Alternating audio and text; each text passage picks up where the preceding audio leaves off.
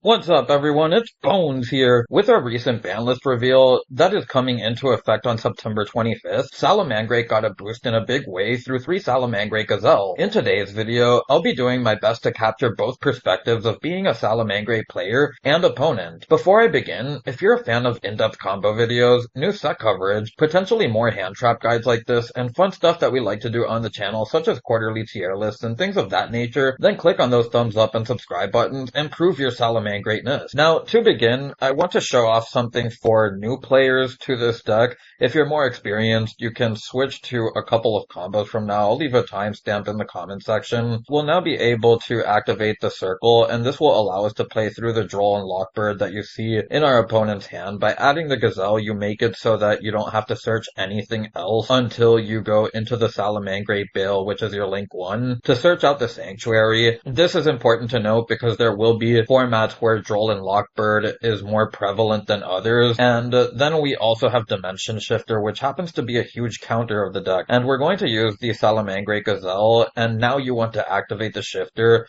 the moment they're going to send something into the graveyard, as this will make it so that unless they have any other extender in hand, they really can't play through this. Now, as a Salamangreat player, you have two options if you don't have anything else left. You can go into the Salamangreat Bale in order to get your Sanctuary out of deck so that you don't have the brick in deck, though that does mean that you waste a resource by potentially having that Bale go to the banished pile and not have the protection in the graveyard, which means that if you want to, you can just end on the Gazelle. If you want to keep the extra copy of Bale, especially in formats where extra deck ripping may be more prevalent, that's something that you should also keep in mind. But with that, I'm going to take you on to the next one. Now, this is the second big counter that Salamangreat has, and the Rock is a very powerful card against this deck just because you don't really have any precise ways to counter it unless you hard draw into Crossout Designator. Now, we'll continue to play around the Droll and Lockbird as we're going to send the Spinny to graveyard, and then we'll be able to go into our Mirage Stalio.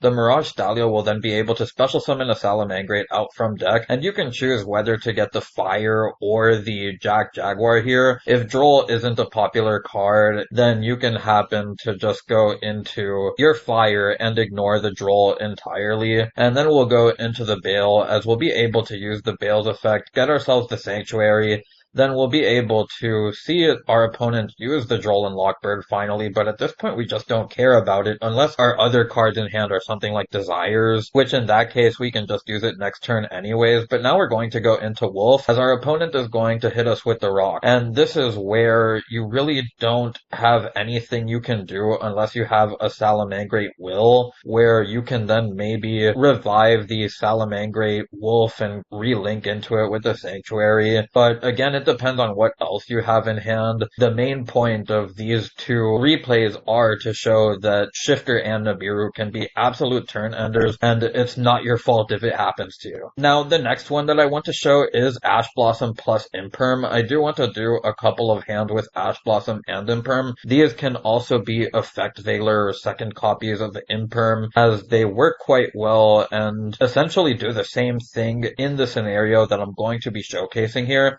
as we're going to add ourselves a copy of the Salamangreat Spinny off of the circle in the draw phase. When you see the Spinny, you can kind of assume that they do already have the Gazelle, especially now that it's in a format where it's at 3. So we're going to normal summon the Gazelle as we're going to use its effect in order to send the Roar. We'll then be able to activate the Spinny, use its effect from the graveyard as we'll be able to revive it, and now we can go into our Mirage Stalio. Now, the Mirage Stalio is the first place where you want to hand trap, as you'll be able to Imperm the Mirage Stalio, and of course there's other stuff like Salamangreat Gazelle that you can also Ash Blossom, potentially end the turn there, but the only reason that I didn't use the Ash Blossom immediately on the Gazelle was because we saw that our opponent started with Gazelle after adding Spinny, which meant that they were going to go into Mirage Stalio, making it a bigger choke point if they don't have anything, because from here they can't even go into the Bale, which takes one level 4 or lower monster or Salamangreat monster,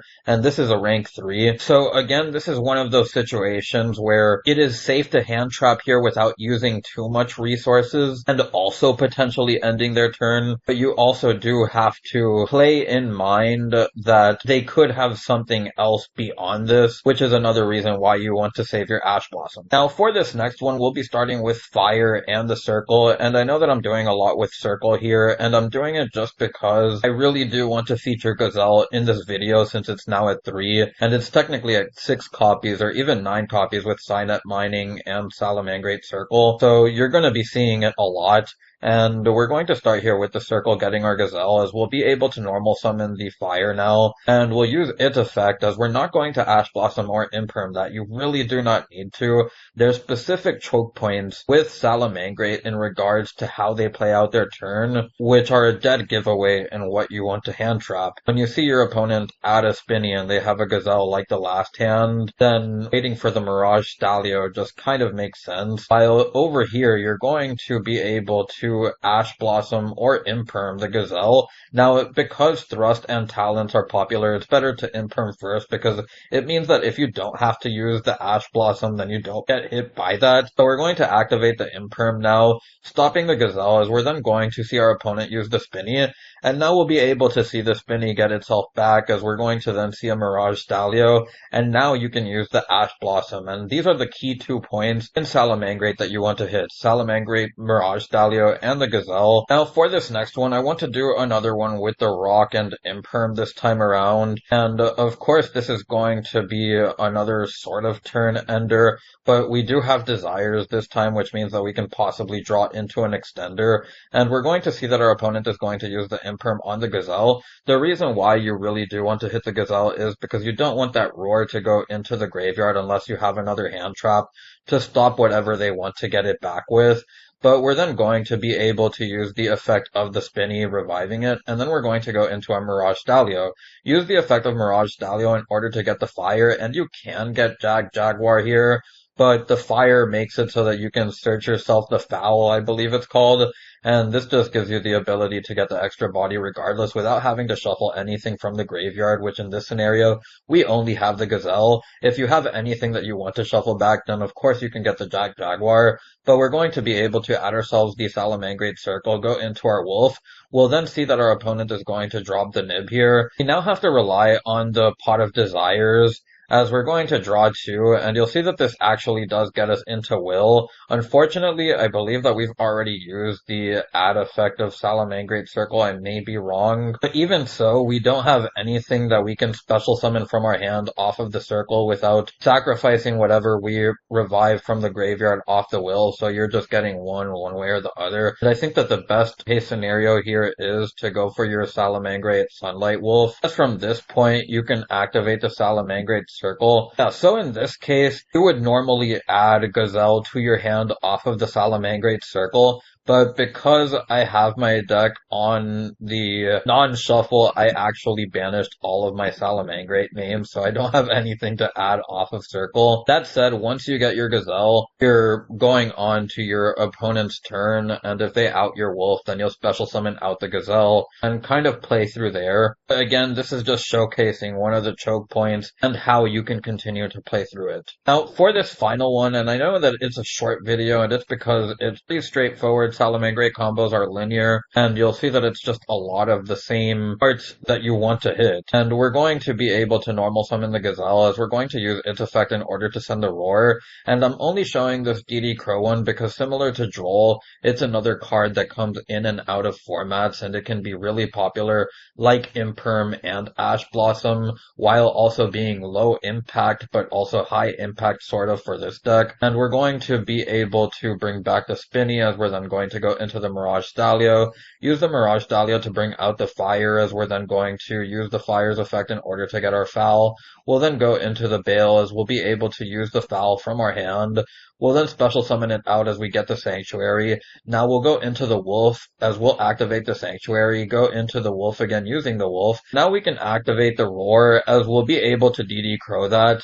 And this is just one of those things that show when it comes to Salamangreat, you want to play hand traps against them, because board breakers don't really matter against 2 things that don't disrupt you, while hand traps can be a potential piece in making their boards much weaker, especially especially when you consider that you have to play through hand traps and stuff like that when it comes to playing against this deck. Now, if you are playing Salamangreat, a lot of these choke points can leave you in positions like this. And that's where it comes down to deck building and picking the most impactful going second cards that you can for the format, so that even if you are left on weak boards like this, you have a way to combat your opponent. Now, I'm going to show off the deck profile here. And as you can see, there is a ton of space for going second cards, while still having a lot of consistency cards through the 3 Signet Mining, the 3 Circle, the 3 Gazelle. You have stuff like Flame Buffalo, which can get you a draw 2 plus discard, and can also potentially play around stuff like Ash Blossom, where you can chain block this with the Bale. So that's just a popular play that Salamangreat has, and another reason why you see that Flame Buffalo is in the deck. Would also like to talk about some of the main ways that you're going to be playing through things like Nibiru, as you saw, where it can just end your turn. Proxy in the graveyard. The face-up spell and trap is on the field. You can discard 1 Salamangreat card and revive this card. So if you do get nibbed, having this card in the graveyard can help you. Same thing with Salamangreat Will. This is really your hopes when it comes to playing through Nibiru. Unfortunately for Shifter, there's just not much. If you Gazelle and they banish whatever you send, it means that you can Will, potentially special summon out another level 3. Go into Mirage Stalio if you would like to, and then try to get a full board that way, though you will banish a lot of resources, which can make it safer for you to just ignore that route and leave it as what I said before, where you just pass on the Bale or the Gazelle. Outside of that, I don't think that there's too much else that I really need to showcase in regards to stopping Salamangreat and playing it. The most powerful thing that you have and the most powerful thing that can be taken away is whatever Gazelle sends to the graveyard. Rock hurts and Shifter kills, so Crossout is a very strong side deck option for this deck, in my opinion, that you may want to play if you don't want to auto lose to these things. Would also like to point out that there is the alternative route with number 41 if you do happen to get hit with Shifter and Nibiru or one or the other. Then it means that you can end on the number 41, pass on that, and if your opponent doesn't have a response to it, you can play it on your next turn. Otherwise, there is a slight chance that you go directly into game 2. For everyone who's made it this far, I'd like to thank you for watching and for the 600 plus subs. I truly appreciate your support. Now that we've monetized the channel, giving us access to supers and memberships means that more awesome stuff is on the horizon. To get the channel membership, just click on the description below, and there will be a link that takes you there. You'll also notice a free Discord link that I've made for us too. If you want to support me as a content creator, even if you can't get a membership for the channel, even just donate supers, clicking on those thumbs up and subscribe buttons help a lot too. Those wondering, I do plan on making updates to the channel as the support on the channel grows. Anyways, I hope to see you on the next one. It's Bones, signing out.